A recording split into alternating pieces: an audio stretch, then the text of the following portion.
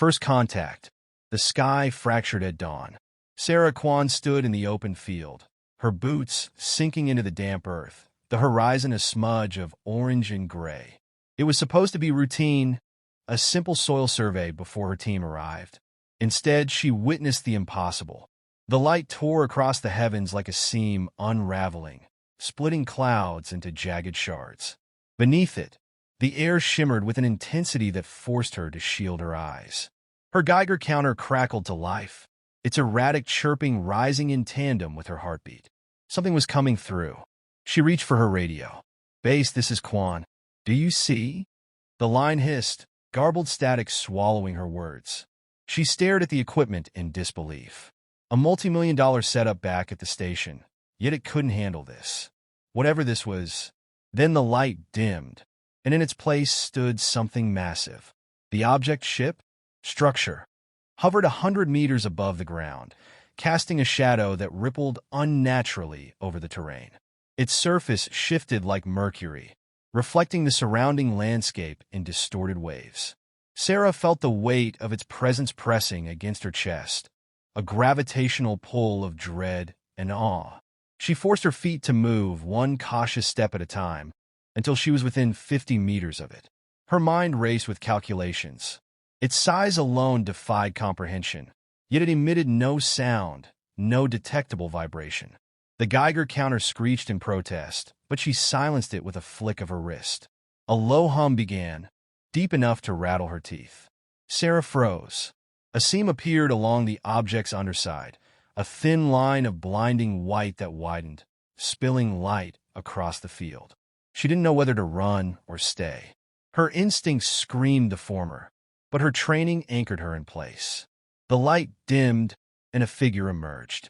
It was humanoid, at least in outline, but its movements were fluid, almost serpentine, as if it floated rather than walked. Its body shimmered like the ship, reflecting and refracting the world around it. Two elongated arms ended in fingers too long and thin to belong to anything earthly. Its head tilted, as if studying her, and she realized it had no face, just a smooth expanse of metallic surface that somehow conveyed intent. Sarah's throat tightened. She raised a trembling hand, unsure whether she was waving or warding it off. "Hello," she said, her voice small and brittle. The creature stopped. Then it spoke, or rather, the air around it seemed to vibrate with a voice. Words twisted into shapes she couldn't grasp, their meaning slipping through her mind like water through a sieve. She stepped back, her pulse thundering in her ears. "I don't understand," she managed, her voice barely above a whisper. The creature tilted its head again, and suddenly the world around her shifted. Images flooded her mind. Planets aflame, oceans boiling, stars collapsing into blackened voids. Each vision was accompanied by a sensation: fear, anger, desperation. Sarah dropped to her knees, clutching her head as the onslaught overwhelmed her senses. "Stop," she screamed. And then it was gone. The visions, the sensations, everything. She blinked, panting, and looked up. The creature remained, its posture unchanged. This time, its voice was clearer, though still alien, like a melody played backward. "You are, Protector?" Sarah swallowed hard. Her training had not prepared her for this. No. I'm a scientist." The creature leaned closer. Its metallic surface rippled, and for a moment, she thought she saw her own reflection distorted across its form. "Your world, fragile." "What do you mean?" she asked, her voice steadier now. "Fragile how?" Before it could respond, a distant roar broke the tension. Sarah whipped her head around to see a convoy of military vehicles speeding across the field. Dust plumes rose behind them, the unmistakable glint of mounted weapons catching the morning sun. The creature straightened, its form becoming more rigid, its surface darkening. The hum returned, louder, vibrating through Sarah's bones. "No," she said, turning back to it. "Wait, don't."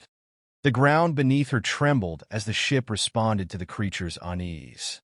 Its underside began to glow, and Sarah could feel the static charge building in the air. The convoy came to a halt, soldiers pouring out, weapons raised. A voice boomed, through a loudspeaker. "Stand down. Step away from the entity." Sarah spun around, waving her arms. "Stop. Don't shoot. It's not attacking." Her pleas were drowned by the crack of gunfire. Bullets ricocheted off the creature's surface, sparking harmlessly before dissolving into nothingness.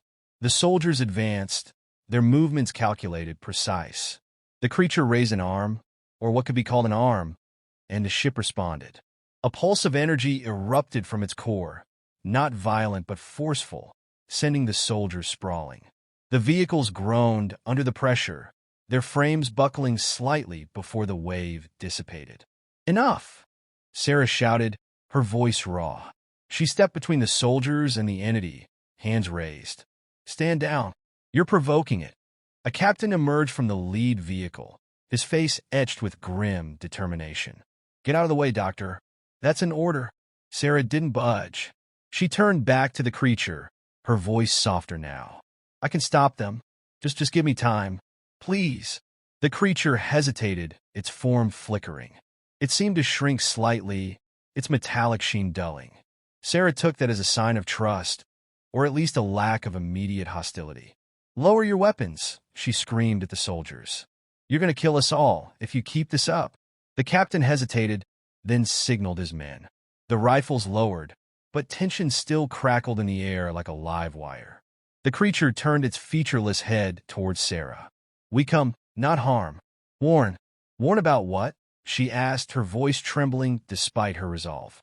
The creature's reply was simple, but it carried a weight that settled deep into her chest. "Others?" The word hung in the air like a death knell. Before she could ask what it meant, the creature began to dissolve, its form breaking into particles of light that were drawn back into the ship. The craft pulsed once, twice, and then it was gone, leaving only a faint shimmer in the sky. Sarah sank to her knees, the weight of the encounter pressing down on her. The soldiers began to approach, their faces a mix of confusion and fear. The captain knelt beside her. "What the hell just happened?" he demanded.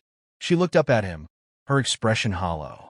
"This isn't the end," she said, her voice barely above a whisper. "It's the beginning."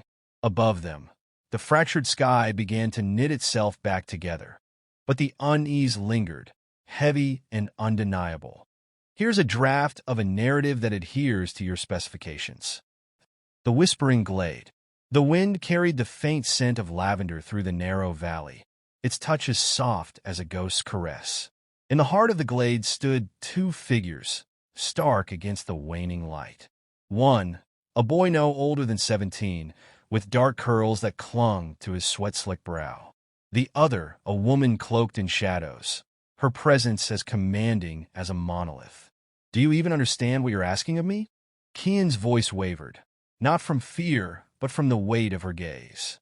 "You have no choice," she replied, her tone measured, the edges of her words like cold steel. "If the bond isn't sealed, the entire valley will burn." The phrase struck like a thunderclap, and Kian glanced toward the horizon, where the sun dipped behind jagged peaks. Already, a sickly haze loomed over the treetops, a harbinger of what was to come. He swallowed hard, his hand instinctively reaching for the talisman hanging from his neck, a relic of simpler days when his world had been limited to fishing nets and evening songs. "I'm just a boy," he muttered, more to himself than to her. "There must be someone better suited for this." The woman stepped forward, her boots crunching on frost-rimed grass. Moonlight caught her features for the first time, angular and severe, her silver eyes reflecting something ancient and unyielding. "The bond does not choose lightly, Kian. It has called you. To deny it is to deny your fate." He wanted to argue, to demand why fate always seemed to favor the cruel and unreasonable. But before he could summon the words, the glade stirred. The air grew thick, and an otherworldly hum vibrated through the earth. Kian staggered, his heart pounding as a shape began to coalesce before him. A stag, massive and luminous, its antlers webbed with glistening veins of gold. The woman bowed her head. "He comes. Kneel, boy." But Kian could not move. His legs were leaden, his lungs straining against the weight of the creature's presence. The stag's eyes, dark and fathomless, bore into his soul, peeling back every layer of doubt and fear until there was nothing left but raw, unguarded vulnerability. "You are young," the stag's voice echoed, not in sound but in thought, deep and resonant as the earth itself. "But the bond has seen your heart. Will you deny me?" Kian wanted to scream, to protest that this wasn't fair. But fairness had long since abandoned him. The day the fires claimed his family and left him an orphan in a world that seemed eager to devour him. He looked at the woman, seeking some sign of mercy, but her expression remained impassive, a sentinel of inevitability.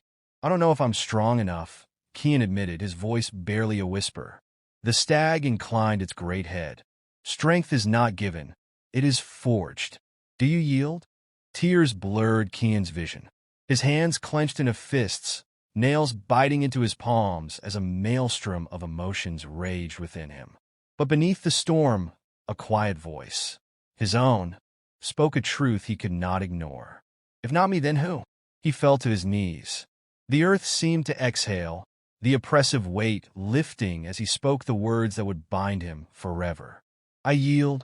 The stag lowered its antlers, touching them lightly to Kian's brow. A searing pain shot through him, and he cried out as his mind filled with visions of ancient forests, of rivers that sang, of a world far older than he had ever imagined. And beneath it all, a pulse, steady and eternal, like the heartbeat of the land itself. When the stag withdrew, Kian collapsed, his breaths coming in ragged gasps. The woman knelt beside him, her hand cool against his fevered skin.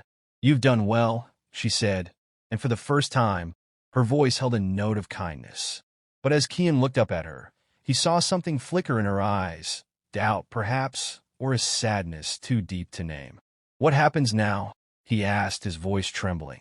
She rose, her gaze fixed on the horizon, where the haze had thickened into a roiling wall of smoke. "Now we fight. Let me know if you'd like any adjustments or further development." Title: The Bonds We Share. The wind howled through the desolate valley, carrying the scent of ash and decay. Beneath the dim, cloud-choked sky, a group of survivors trudged onward, each step sinking into the gritty soil. At their head was Rowan, a lean figure whose sharp eyes scanned the horizon with practiced vigilance. His once polished armor was battered, but he bore it with the pride of someone who had survived against all odds. Behind him, Miri limped slightly, clutching a worn staff carved with intricate runes. Her dark hair clung to her sweat-slicked face, and the edges of her tattered robes whispered against the ground. She was the last of her order, a healer whose magic was nearly drained, but whose spirit refused to falter. The others followed in silence. Milo, a boy barely old enough to wield the dagger at his belt, and Lynn, a blacksmith with shoulders as broad as the anvil she once hammered upon. Each of them bore scars, visible and hidden, but they were united by a singular purpose: to deliver the Phoenix Shard to the altar of solace before the war consumed what little remained of their world. "It's too quiet," Rowan muttered, his hand resting on the hilt of his sword. "Perhaps they've stopped hunting us," Miri replied, though even she didn't believe her words. "Unlikely," Lynn grunted, her eyes flicking toward the distant mountains. "The Revenant doesn't give up its prey." As if summoned by her words, the earth trembled beneath their feet. A low growl echoed through the valley, followed by the clatter of bone on stone. Rowan's hand shot up, signaling the group to halt. From the shadows of a crumbling ruin emerged a beast of nightmare, a revenant hound, its skeletal frame cloaked in flickering shadows. Its empty eye sockets burned with a malevolent light, and its jaws dripped with an otherworldly ichor. Milo whimpered, clutching his dagger tighter. "We can't fight that, not now." Rowan didn't answer. His grip on his sword tightened as he calculated their odds.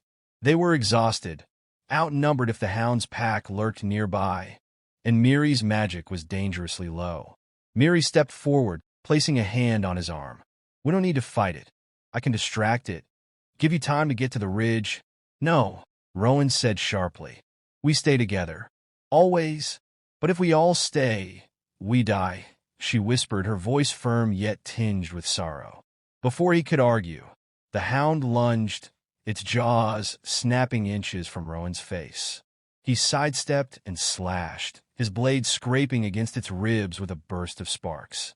Lynn joined the fray, her warhammer smashing into the beast's hind legs. "Miri now!" Rowan shouted, his focus never wavering from the enemy. Miri hesitated, her heart a battlefield of its own. She glanced at Milo, his youthful face frozen in terror, then at Lynn, whose blows reverberated through the valley. Rowan's determination was unyielding, but she knew this battle would cost them all dearly if she stayed. She raised her staff, chanting words of power that burned her throat. A shimmering light enveloped her, and the hound recoiled, its shadowy form writhing as if struck by an unseen force. "Go!" she cried, her voice breaking. Rowan's jaw clenched, but he obeyed, grabbing Milo's arm and pulling him toward the ridge. Lynn followed, casting one last glance at Miri before disappearing into the rocky terrain. Alone now, Miri faced the hound. Her hands trembled as she tightened her grip on the staff. The light around her began to dim, flickering like a dying flame. The beast circled her, its growl a low, menacing rumble. "Not yet," she whispered to herself, forcing her legs to remain steady. She thrust the staff into the ground, channeling the last of her magic into a barrier that flared to life. The hound slammed against it, its snarls growing more frenzied with each failed attack. But the barrier would not hold forever. Rowan reached the ridge and turned, his heart sinking as he saw the faint glow of Miri's magic in the distance. Lynn placed a heavy hand on his shoulder. "She knew what she was doing," Lynn said, her voice thick with grief. "She shouldn't have had to," Rowan replied bitterly. "Then make it mean something," Lynn said, her gaze hard. Milo, tears streaking his dirt-covered face, looked up at Rowan. Will she come back?" Rowan didn't answer. He couldn't lie, not to the boy whose innocence had already been eroded by the horrors of their journey. Instead, he turned toward the path ahead, where the mountains loomed like silent sentinels. The phoenix shard pulsed faintly in the pouch at his side, a reminder of their mission and the sacrifices it demanded. "We keep moving," Rowan said, his voice a steel edge. "For Miri. For all of us." As they pressed onward, the valley behind them fell silent once more, save for the faint hum of the barrier's final flicker.